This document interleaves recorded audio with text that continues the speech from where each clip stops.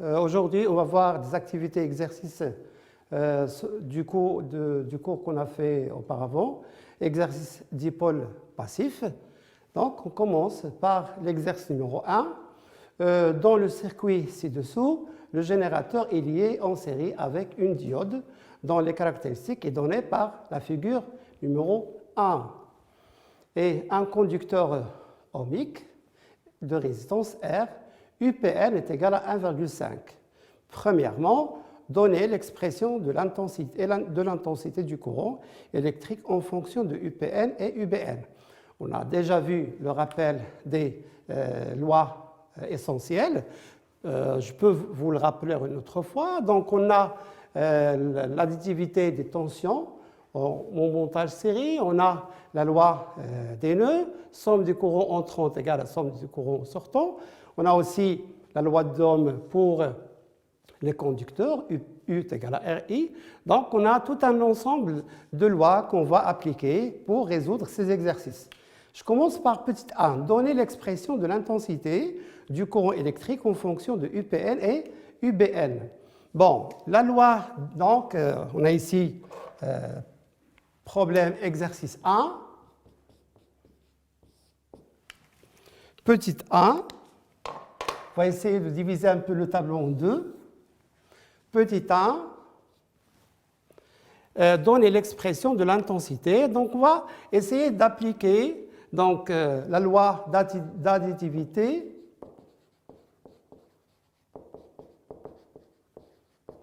des tensions. Donc, UPN est égal à UPA plus UAB plus UBN. Donc, UPA plus UAB plus UBN. Remarquez avec moi que entre P et A, il n'y a pas d'application. Donc, il y a un fil de connexion. Ça veut dire que la différence de potentiel VP moins VA est égale à 0. Donc, la tension est égale à 0. Donc, ça donne 0. Donc, on cherche, nous, l'expression de l'intensité en fonction de UPN, UBN. UAB, c'est un conducteur ohmique. On a la loi d'Ohm. UAB est égal à R fois I. Je le remplace. Donc, UPN est égal à R fois I plus UBN. Donc, RI est égal à UPN moins UBN. Ça donne un courant I. L'expression du courant I est égale à UPN moins UBN sur R. UPN moins UBN divisé par R. Bon, voilà l'expression pour la question 1. Question 2. On donne I est égal à 25 mA. Donnez la tension sur laquelle fonctionne la diode. Remarquez avec moi que la diode est une diode qui est idéale. Donc, quel que soit I différent de 0, la tension aux bornes de la diode, qui est UBN, est égale à la tension seuil.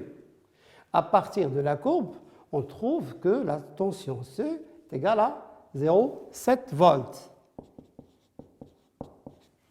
Voilà, donc ça pour la question petite a. Deuxièmement, calculer la résistance du conducteur ohmique. Bon, petit b, donc calcul de R. Donc j'applique la relation qu'on a eue précédemment. Donc R est égal à UPN moins UBN divisé par I. UPN 1,5 volts, UBN, on l'a déterminé dans la question précédente. Donc, toute application faite, R est égal à 1,5 moins 0,7 divisé par 25 milliampères. 25 milliampères, on va faire la transformation, ça fait 0,025 ampères. Et je fais le calcul, bon, tout calcul fait, nous donne une valeur de 32 ohms. Donc, je peux m'assurer de la valeur, donc 15 moins 0,7 égale divisé par 0,025 et ça fait, effectivement, ça fait 32, donc 1,5 moins 0,7, voilà, c'est ça, divisé par 0,025. D'accord. Donc, on trouve R est égal à 32 ohms. Voilà. Ça, c'est pour l'exercice 1. On passe maintenant à l'exercice numéro 2. Bon, considérons un montage en série d'une diode normale, appelée parfois diode à jonction, un générateur, un conducteur ohmique et une lampe. Bon, premièrement, donnez le montage du circuit pour que la lampe s'allume. Bon, c'est un montage en série. On va essayer de représenter chaque dipôle par son symbole. Donc, on passe à l'exercice 2.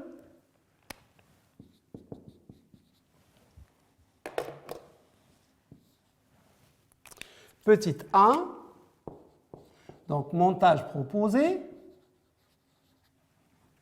Donc, on a un générateur. Voilà. Un conducteur ohmique de résistance R et une diode normale et une lampe. Donc, c'est une lampe L, une diode D et un générateur G. Bon, pourquoi ce montage? Pour la simple raison que la diode, dans le montage direct, il laisse passer le courant à partir d'une tension seuil. Par contre, quand il est inversé, il bloque le courant. Donc, on est obligé de considérer ce montage. Bon, je peux alterner les différents éléments à condition de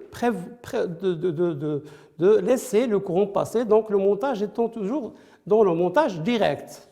Bon, deuxièmement, la diode est supposée idéale, donc US est égal à 0,7. Déterminer la tension au bord de la diode quand la lampe s'allume. Bon, puisque la diode est idéale, on vient de le voir, US est égal à U diode, au bord de la diode, donc il est constante. Puisque la lampe s'allume, c'est que le courant passe. Donc, pour deuxièmement, petit a, donc quel que soit le courant I différent de 0, donc ça veut dire la lampe s'allume, U de la diode est égal à US qui est égal à 0,7. Donc il s'agit d'une diode qui est idéale. Bon, je passe à la question 3. L'intensité du courant est égale à 0,15.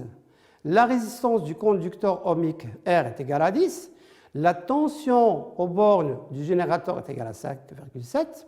Bon, premièrement, calculer la tension aux bornes de la résistance. Donc, quand je dis résistance, ça veut dire conducteur ohmique.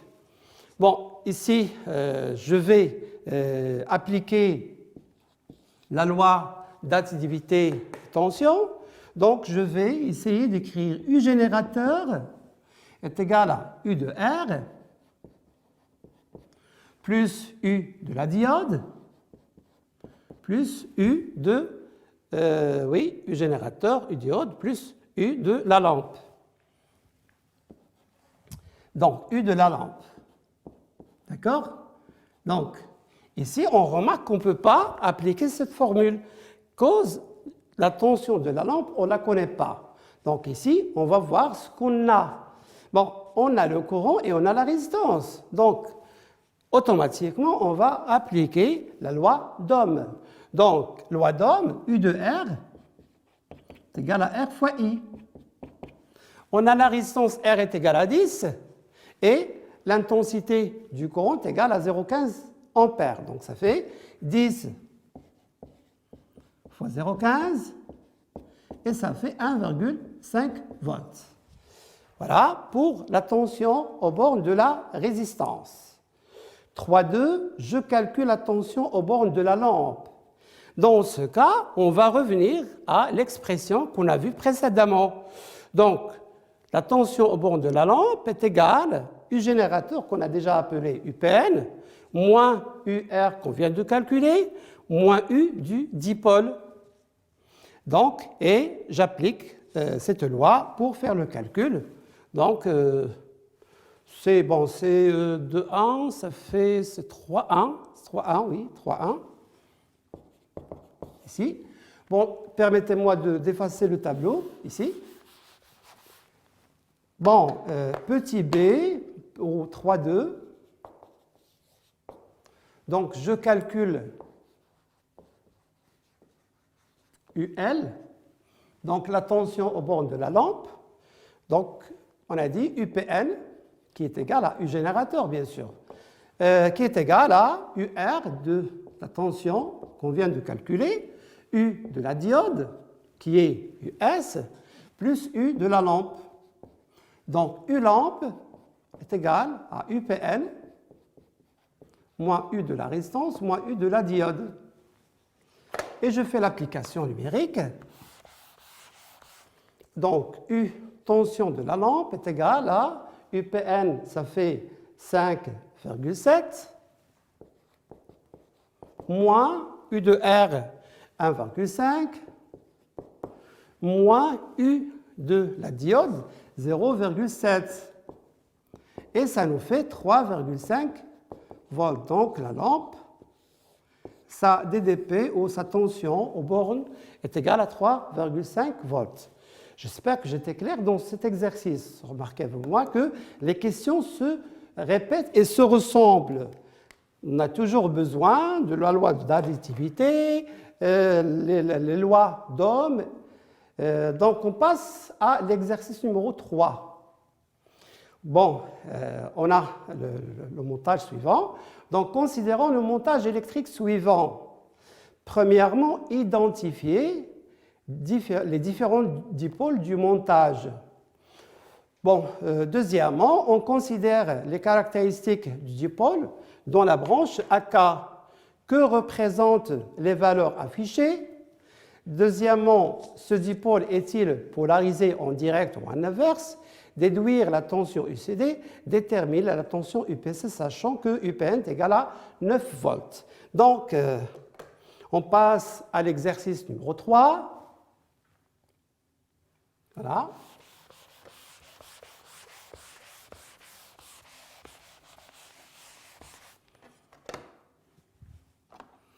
Bon, exercice 3.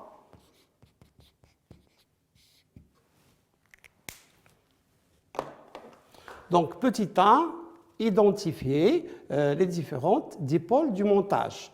Remarquez avec moi que le montage est constitué premièrement par un générateur, deux conducteurs ohmiques R1 et R2 et une diode Zener.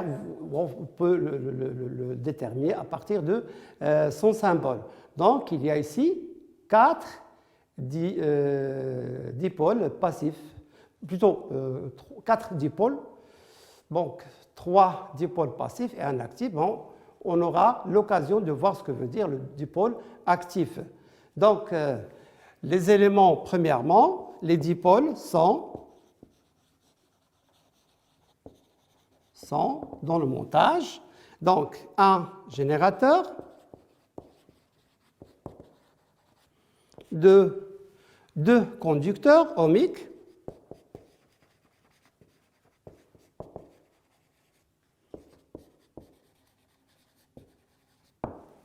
et une diode Zener. Une diode Zener. Voilà. Donc, ça, c'est pour la question 1. On passe maintenant à la question 2. Donc, deuxièmement, de 1, que représentent les valeurs affichées? Donc, il s'agit de la caractéristique de la diode Zener. Donc, ici, le courant en fonction de U. Donc, deuxièmement, donc, il s'agit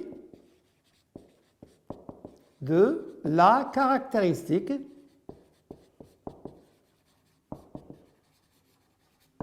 I en fonction de U de la diode Zener. Voilà.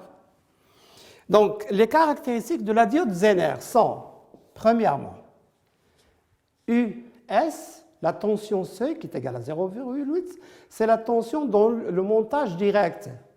Ici, 5 volts, c'est dans le montage inverse. Donc, US est égal à 0,8. Donc, volt, tension seuil. Donc, tension seuil dans le montage direct.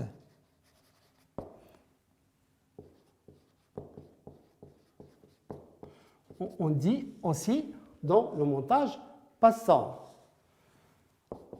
Aussi, UZ est égal à 5 volts. Donc, tension Zener, donc tension Zener, dans le montage inverse. Et je vous ai expliqué dans le cours que l'importance de la diode Zener, c'est le montage inverse. C'est un stabilisateur de tension. Donc, ça, c'est la question de 1. La question de 2, ce dipôle est-il polarisé en direct ou inverse? Ça veut dire, est-ce qu'il est monté en direct ou en inverse? Bon, comme vous pouvez remarquer ici, le courant du pôle positif vers le sens opposé du montage, donc il est polarisé inverse. Donc, Zener, donc diode Zener, polarisé ou monté, comme on a dit, inverse, en inverse.